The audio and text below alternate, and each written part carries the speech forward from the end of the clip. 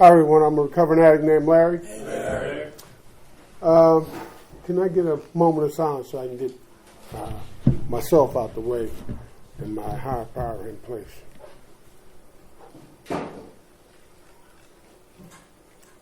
Thank you.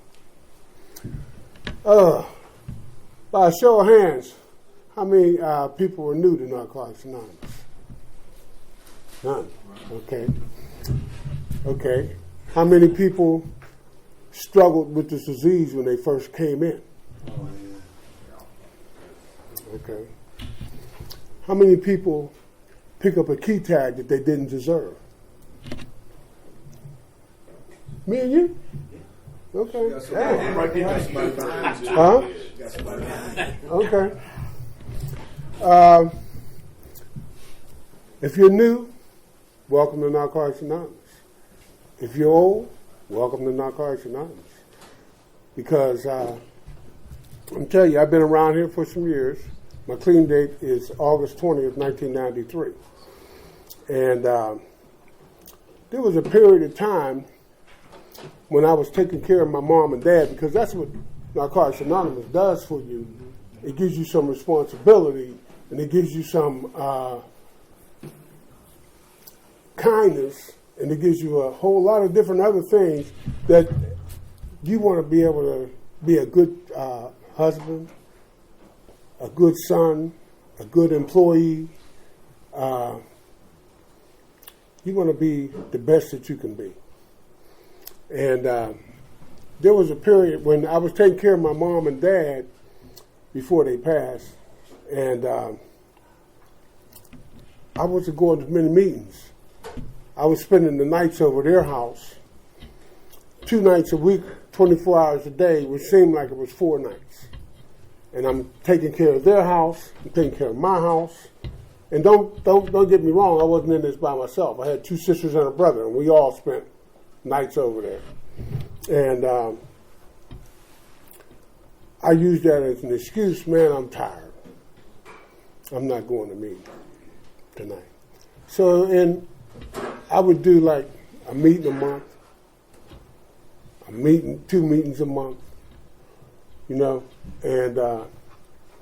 I just happened to go to a particular meeting on a Sunday, and one of the guys that's on the front of the program that's in memoriam said to me, I went to his meeting, he said, Larry, how do you do it? I said, 1 day at a time, Frank. And he said, no, not that. I said, what? He said, stay clean and don't go to meetings. Boy, that didn't sit well. You know what I'm saying? I immediately copped the resentment. Immediately. And it was an early beginner discussion, so there was another meeting afterwards, but I left and I got in my car and I called him on his cell phone. And I said, call your sponsor. Ask him how he does it. He's doing the same thing I'm doing. And then when I got home, I had to own what he said. I had to own it, I had to say, you need to get to more meetings. So I started doing meetings regularly again because of him.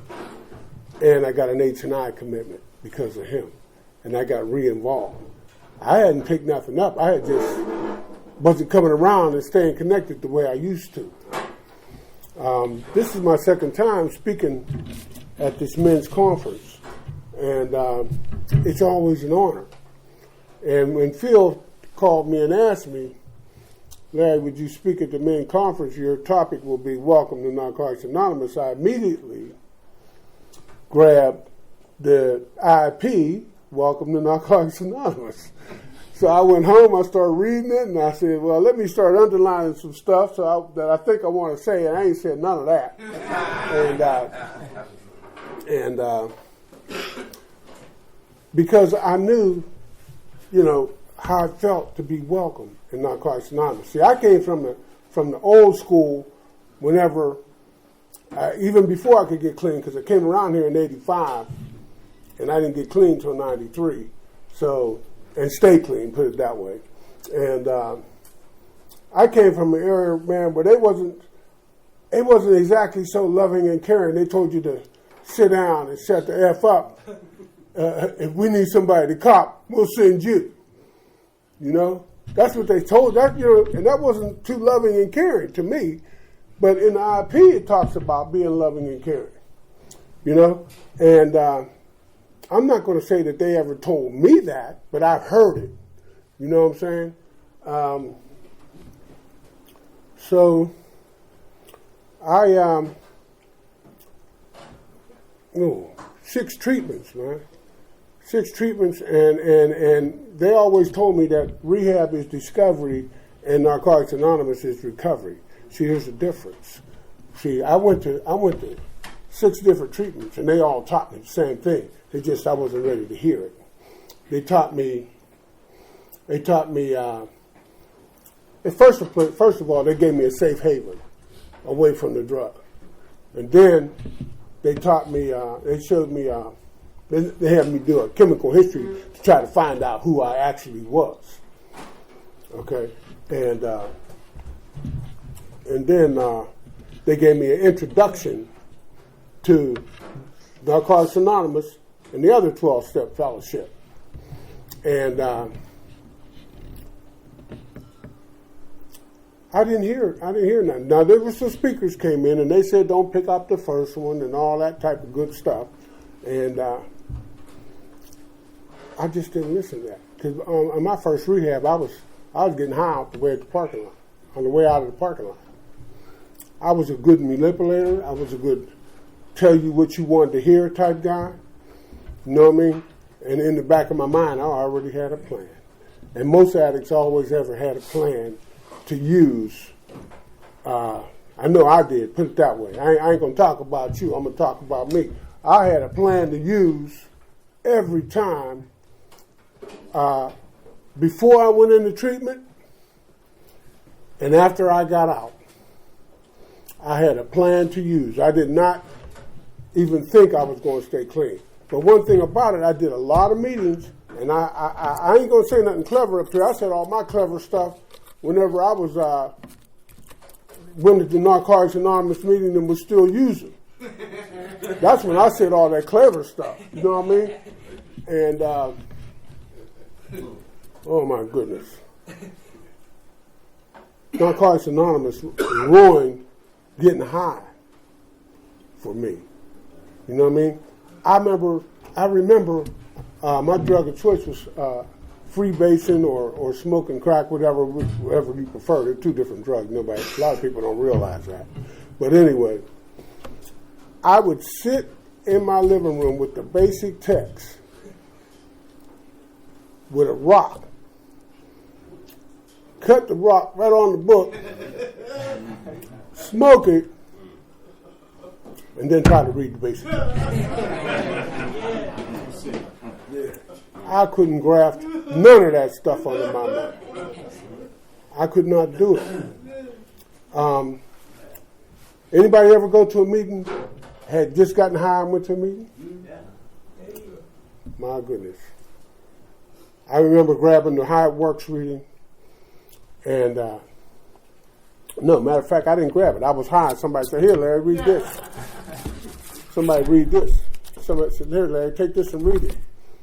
Well, I immediately went up, because we was in the Sahara Club. They had a little bar setting up there, and I got a cup of ice.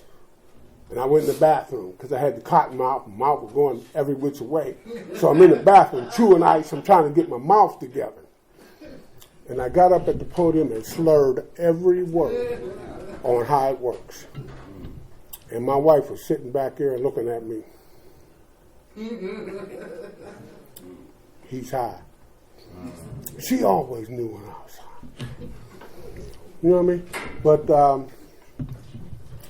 I don't know, man. I'm just so glad to be in this fellowship, man. I'm so glad to have... See, I'm one of them addicts, man. I went hard. I lost my job. I worked at General Motors. I lost my job. And I ended up living down the YMCA. My wife had left me. I didn't have no identity. Narcotics Anonymous been an identity theft long before identity theft came around. I didn't have no identity. When I was coming to meetings and I couldn't stay clean and I would use, somebody say, Larry relapsed. It's, Larry who? I said, Cherie's husband. Well, that was my identity. That was my identity. And then when she left me, they said, Larry relapsed. Larry who? That guy worked for General Motors. Oh, yeah, I know you're talking about. So I didn't have no identity. And it wasn't until that last treatment, whenever I went in, and I looked in the mirror after I got my room, and I was out of state. I didn't know nobody. And I looked in the mirror and I said, what makes you think you're going to be able to stay clean this time? And I said, you done been to 5 rehabs, this number 6. What makes you think you're going to be able to stay clean? I asked myself an honest question. I finally decided to get honest. And I looked back at myself in the mirror, and I had all this jargon, all this Narcotics Anonymous jargon up in my head, and I had all the cliches and the readings memorized and all of that. And my mind wanted to say, well, I'm sick and tired of being sick and tired. And then I would have pulled my collar, said, gave yourself the right answer that time, but that didn't come out. What came out was, I'm beaten, and I've had enough. And tears rolled down my face. And right then, I knew something in here said, you ready to surrender. And boy, I remember that like it was yesterday. And every time I went into treatment before that, I had nice suitcases and nice tennis shoes. And the last time I went in, I had 2 garbage bags full of dirty clothes. And I had a suitcase that had some raggedy shoes in it and an iron. And when I got to that rehab and they told me that washing was free, you'd have thought I hit the lottery. I was able to wash my clothes, iron what I had, and be able to get through this treatment. You know what I mean? And